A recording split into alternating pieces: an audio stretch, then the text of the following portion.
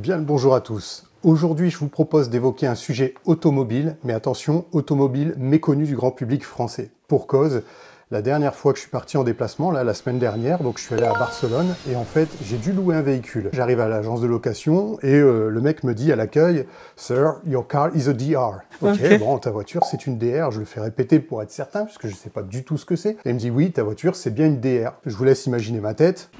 Je me retrouve donc avec la fameuse clé, à me diriger vers le parking de l'aéroport, à essayer de tant bien que mal de biper à droite à gauche pour essayer de la retrouver parce que je ne sais pas du tout à quoi ça ressemble. Bon voilà, elle se retrouve dans un recoin tout au fond, elle finit par biper, je la vois et à ma grande surprise, c'est un SUV.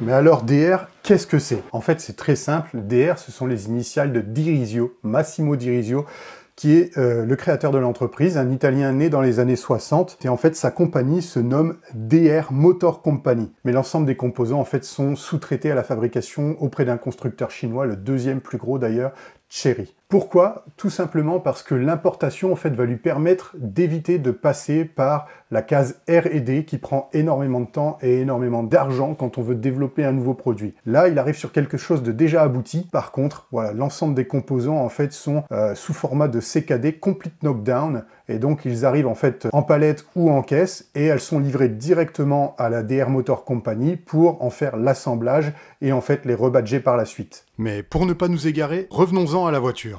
Un design européanisé avec des lignes franches, une peinture rouge métallisée ornée de plastiques et de chrome avec des logos proéminents, une calandre démentielle sur la face avant, un entourage agressif des anti-brouillards en rappel noir, des jantes alu en 18 pouces, baguette de seuil de porte, baguette de fixation de barre de toit, une antenne de requin façon Nissan Qashqai et un spoiler, pour un gabarit équivalent à un Kadjar ou un 3008.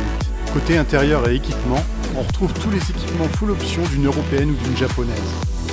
Commande au volant incluant régulateur de vitesse, climatisation, écran tactile 12 pouces 3 compatible avec les smartphones, et la première chose qui saute aux yeux, c'est la qualité de finition esthétique. Le tableau de bord plastique est complété par un cuir sur piqûre blanc, tout comme les sièges qui sont réglables électriquement pour la hauteur, l'inclinaison, mais manuellement pour la proximité avec le volant. Véhicule composé de 5 places avec accoudoir central qui offre suffisamment d'espace pour les jambes d'un grand gabarit en passager arrière. Au niveau du coffre, espace de 1100 litres avec siège rabattable pour offrir un plus grand volume de chargement. Petit plus, le toit ouvrant à commande automatique. Côté sécurité, ESP, aide au démarrage en côte et descente, airbags frontaux et latéraux, TPMS.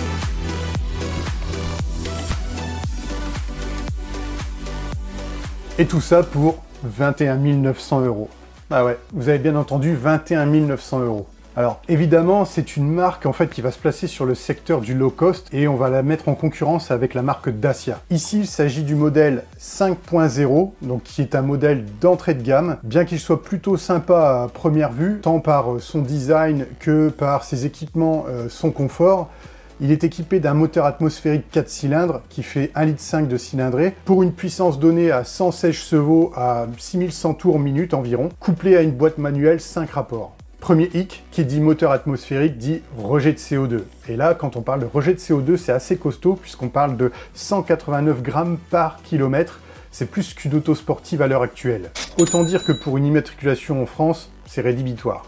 Il existe toutefois une version bicarburant composée d'un réservoir GPL en plus du réservoir essence pour 1000 € supplémentaires en option. La marque Fiat est évoquée en tant que fournisseur du moteur, mais il n'y a rien de très clair dans les articles et j'ai trouvé très peu d'informations, donc je ne m'aventurerai pas sur ce terrain-là. Puisque nous sommes sur le sujet de la boîte et du moteur, je vous propose tout de suite de vous passer un extrait sur lequel je m'élance sur une voie rapide. Allez, on est parti, je suis à 15 km/h en première, attention. J'ai passé la 2, gros temps de réaction.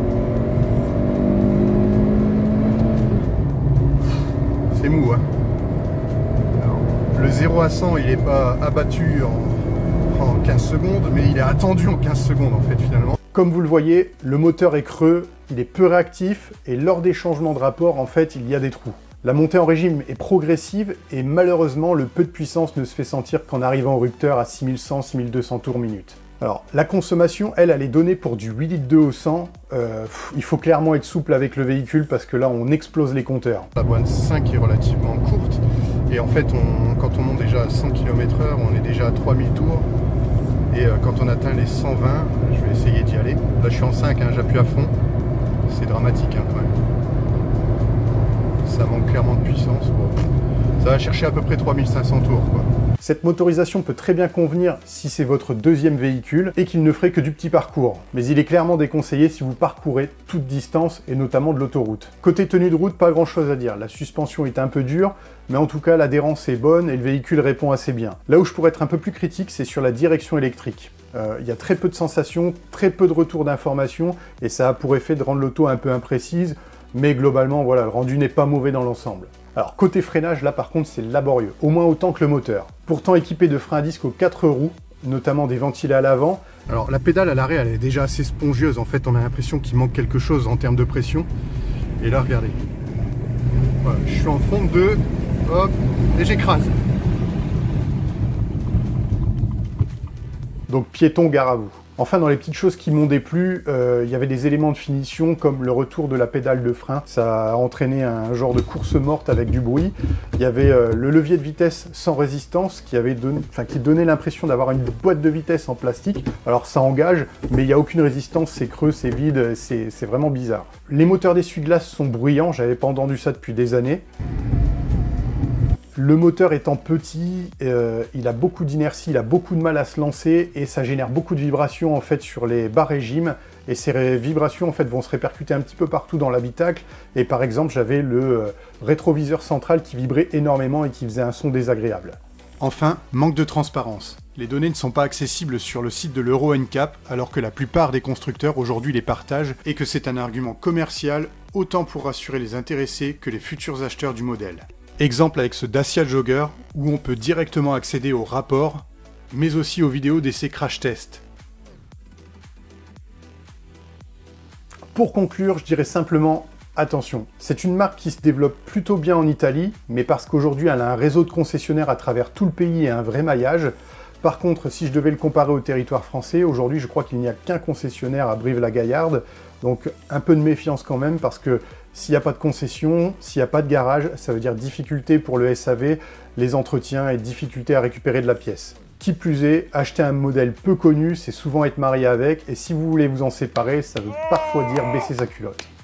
Moralité, sans réseau, il vaut mieux passer par un véhicule de type Dacia pour être certain d'être pris en charge et pouvoir au moins avoir du service. Voilà, je vous ai fait part de mon avis, vous en faites ce que vous voulez, maintenant libre à vous d'acheter si ça vous plaît. Ça n'est qu'un avis sur un essai avec une gamme, je ne connais absolument pas la marque dans son entièreté et toute la gamme de produits, mais si le produit vous plaît, faites ce que vous voulez.